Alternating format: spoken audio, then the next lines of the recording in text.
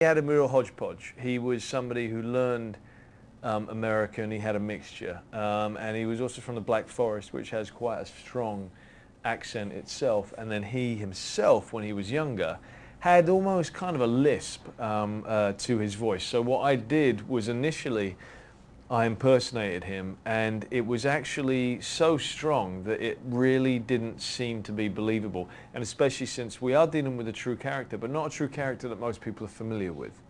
So I felt it was just too much, you know?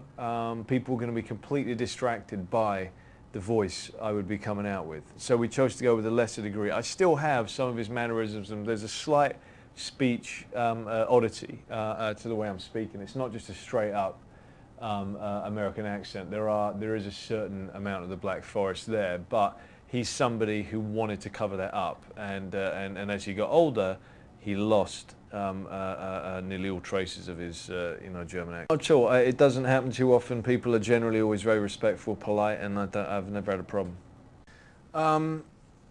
Well, you know, we were in the depths of the jungle. In Thailand.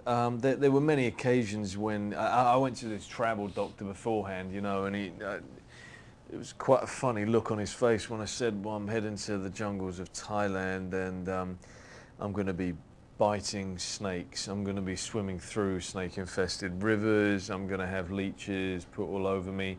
Yeah, all sorts of stuff. And he kind of sat there staring at me like, you know, why do you want to be doing this? And he gave me a few things, you know, other than a bunch of shots, a few words of advice about things that I really wanted to stay clear of, which was, like, for one, he said, well, down in the south of Thailand, he said, just make sure you don't go anywhere near any stagnant water that has these little snails right near the surface. And he showed me a picture of the snails, and he said, these ones are very dangerous.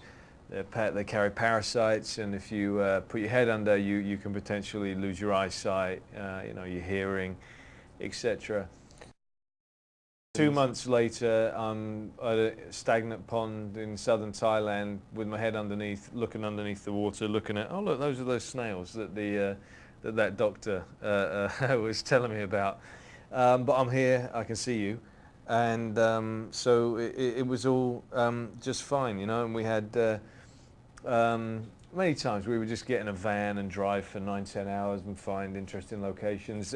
One of the best moments for me on the movie was also we had some Army helicopter pilots who they just took me up. I was standing on the railing of the helicopter, just hanging out of it as we went up. They were kind of daredevil guys. The rotor blades took out like half a tree, and we went flying right over the matter of like 3 feet above the treetops, over the jungles, with me on the outside, just having the best time of my life.